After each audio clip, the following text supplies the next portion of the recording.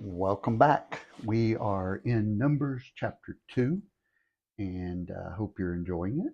I know it is one of the most riveting books in the Bible, or at least that's kind of how you're looking at it right now. But we're going to get to the good part. But these first few chapters are kind of a setup. Uh, God's showing them where He wants them to go and how He wants them to set up their community, their government, everything, their army. And so part of this is going to seem like, why do we need to know any of this stuff? The details aren't that important. The key is to learn the patterns. And so that's what we're trying to do. What principles and patterns is God showing us that He wants us to see, especially in the New Testament and as we move through the Old Testament? So let's get started. And I'll read from the New Living Translation because this is pretty good translation. There's not a whole lot of difference between the two. And also they put the numbers in little charts, and so we'll go from there. It says this: Then the Lord gave these instructions to Moses and Aaron. When the Israelites set up camp, each tribe will be assigned its own area. The tribal divisions will camp beneath the family banners on all four sides of the tabernacle, but at some distance from it. That'll be important. The divisions of Judah, Issachar, and Zebulun are to camp toward the sunrise on the east side of the tabernacle, beneath their family banners. These are the names of the tribes, their leaders, and their numbers of the registered troops. So the total of all, and skipping down to verse 9, so the total of all the troops on Judah's side of the camp is 186,400. These three tribes are to lead the way whenever the Israelites travel to a new campsite. The divisions of Reuben, Simeon, and Gad are to camp on the south side of the tabernacle beneath their family banners. These are the names of the tribes, their leaders, and the numbers of their registered troops. And then we skip down to 16. So the total number of troops on Reuben's side of the camp is 151,450. These three tribes will be second line whenever the Israelites travel. Then the tabernacle, carried by the Levites, will set out from the middle of the camp. All the tribes are to travel in the same order that they camp, each in position under the appropriate family banner. The divisions of Ephraim, Manasseh, and Benjamin are to camp on the west side of the tabernacle beneath their family banners, and these are the names of the tribes, their leaders, and the number of their registered troops. Jump down to 24. So the total of the troops on Ephraim's side of the camp is 108,100. These three tribes will be third in line whenever the Israelites travel. The divisions of Dan, Asher, and Naphtali are to camp on the north side of the tabernacle beneath their family banners. These are the names of the tribes, their leaders, and the numbers of their registered troops. Jump down to 31. So the total of all the troops on Dan's side of the camp is 157,600. These three tribes will be last marching under the banners whenever the Israelites travel. In summary, the troops of Israel listed by their families total 603,550. Now, these are the fighting troops, not just people. But as the Lord had commanded, the Levites are not included in this registration. So the people of Israel did everything as the Lord had commanded Moses.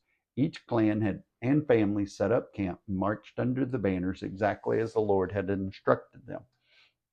So they're told how to set up camp and when to deploy. And those of us that have been in the military or associated with the military in any way know that kind of order and pre-planning is vital, because you need to know where everybody is and what their responsibilities are.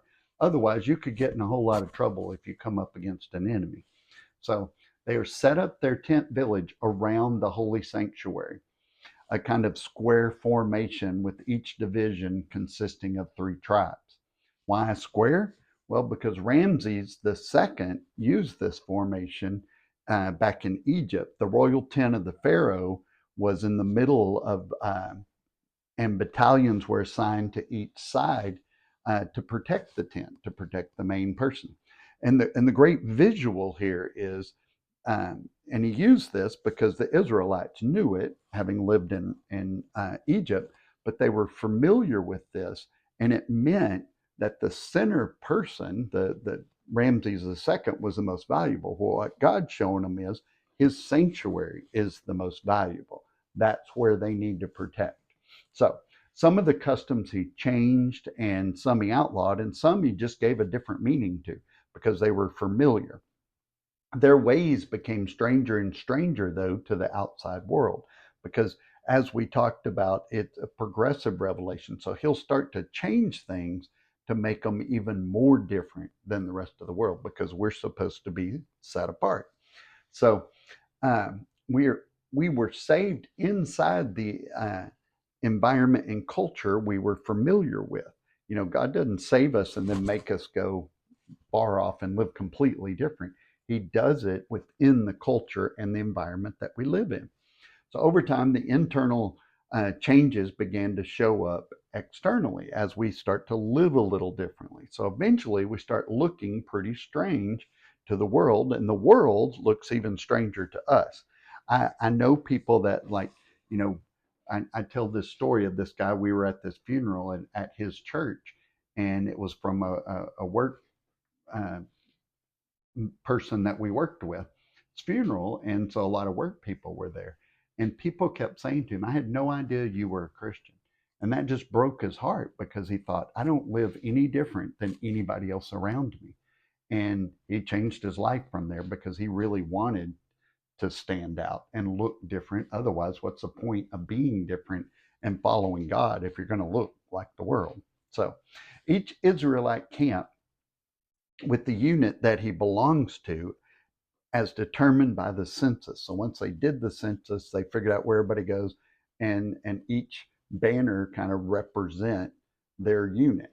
So the order of the tribes is Judah, Issachar, and Zebulun on the east side, the front of the wilderness tabernacle. This is the prime position of order. We talked about this in the past. The east always signifies the most important in the Bible, not in the world, because obviously Texas is more important than the East Coast. But so this is the prime position of honor, though, for these tribes and the way God saw it. So Judah is the leader of the three tribe division, too. Judah obtained this right to lead because Judah replaced Reuben. And you can see that back in our discussion during Genesis. Reuben camped with Simeon and Gad and formed the southern division. To the west was Ephraim with Manasseh and Benjamin, and the least important division, the north, was Dan, Asher, and Naphtali. So these camping positions also dictated marching order. Verse 17 then tells us that after the division of Reuben, but before the next division, the wilderness tabernacle was to be taken. So the Levites, carrying and protecting the tent shrine, were to be in the middle of the marching column. So they're the very center and most protected. To the east were what we call the Leah tribes. That is the biological mother of Judah and the other two tribes.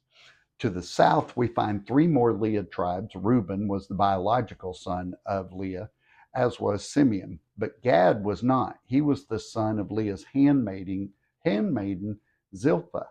However, by law, Zilpah was a surrogate mother for Leah, so Gad was counted as among the sons of Leah. We talked a lot about that in Genesis. So to the west were the Rachel tribes led by Ephraim. Ephraim and Manasseh did not have Rachel as a biological mother. She was the biological mother of Joseph, who was the biological father of Ephraim and Manasseh, something that had been ordained during that cross-handed blessing that we all read about in Genesis. And then to the north were the remaining three tribes led by Dan. They were all sons of Jacob's concubines, Leah and Rachel's handmaidens. Judah is the lead tribe and Dan is the lowest. That's chapter 2 of Numbers. I know it was riveting, it was amazing, and you just never saw any of that coming. I know. But stick with me, because what we're doing is we're setting up the marching order, and we're setting up the hierarchy of the tribes of Israel. And this becomes really important, kind of like in Genesis when we talked about the cross-handed blessing, because a lot of these names and stuff and how they interact and are eventually absorbed into other tribes, we're going to see based on this order and how they're set up. So that's chapter 3 of Numbers. Don't forget, love God, love people, and change the world.